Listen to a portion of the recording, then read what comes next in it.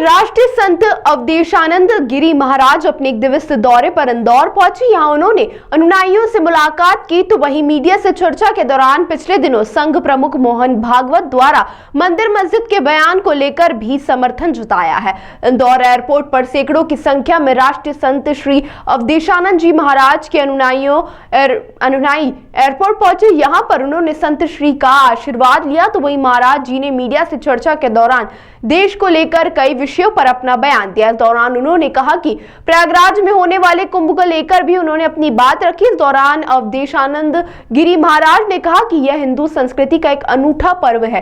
भारतीय संस्कृति अति प्राचीन संस्कृति है और मानव का अस्तित्व जब से है तब से प्राणियों का अस्तित्व है, तभी से सनातन संस्कृति है। सनातन संस्कृति का उच्चतम परिणाम हमारी संस्कृति का गौरव वैभव कई देखने को हो तो एकमात्र स्थान है महाकुंभ। वही 4 स्थानों पर इस तरह का आयोजन होता है। उज्जैन में उसे सिंहस्थ के नाम से कहते हैं, हरिद्वार में इसे कुंभ के नाम से पुकारा जाता है तो वहीं प्रयागराज में इसे महाकुंभ के नाम से पहचाना जाता है।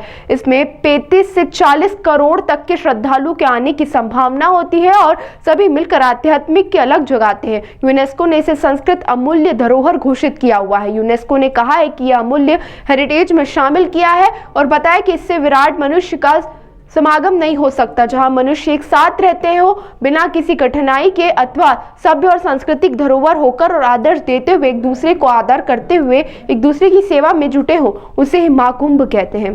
इसी तरह उन्होंने कई विषयों पर मीडिया से चर्चा की। भारत की संस्कृति अत्यंत प्राचीन संस्कृति है। जब से भी मानवीय अस्तित्व है इस धरती पर, जब से भी प्राणियों का अस्तित्व है, तभी से भारत की सनातन संस्कृति है। और सनातन संस्कृति के उच्चतम प्रतिमान या दिव्य मूल्य या हमारी संस्कृति का गौरव अथवा हमारी संस्कृति का वैभव कहीं देखना हो तो उसके लिए एकमात्र कुंभ का अवसर जो 4 स्थानों पर होता है।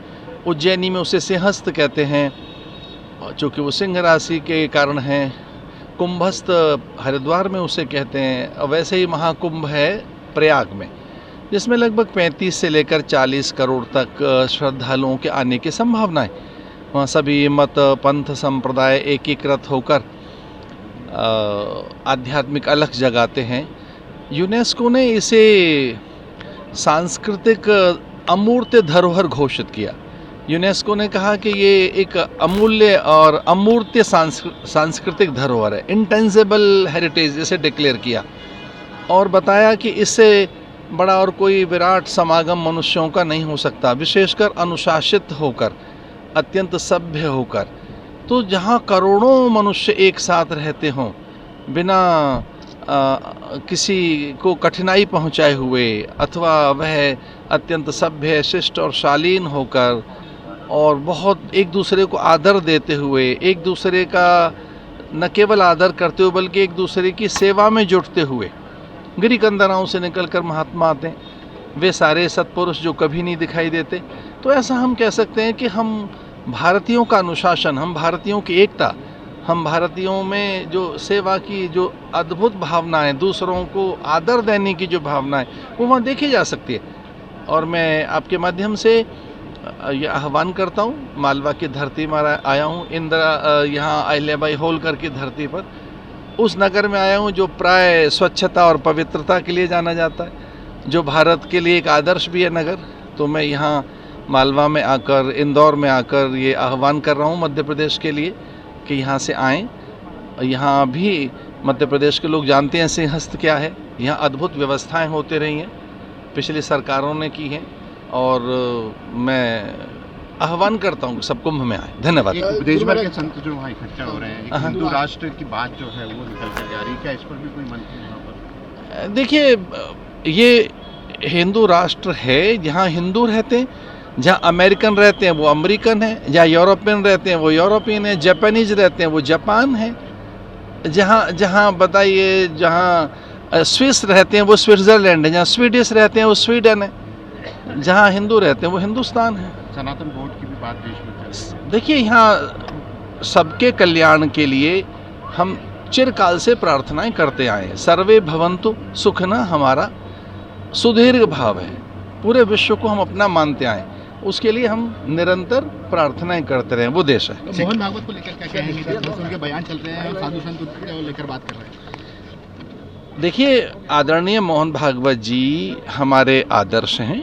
आदरणीय मोहन भागवत जी ने जो कहा है वो ये कहा है कि सबका आदर करते हुए, सबकी भावनाओं का सम्मान करते हुए इस देश में हमें एक अच्छे वातावरण की निर्मित करनी चाहिए।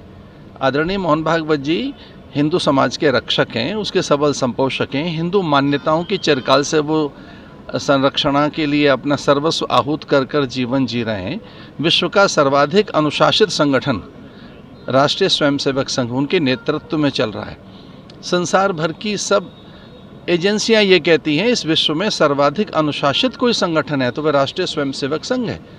और उन्हीं की विचारधारा से प्रेरित होकर आदरणीय नरेंद्र भाई मोदी जी इस देश को अद्भुत देश बना रहे हैं। ये कुछ ऐसा है जो राष्ट्रीय स्वयंसेवक संघ से निकला विचार है।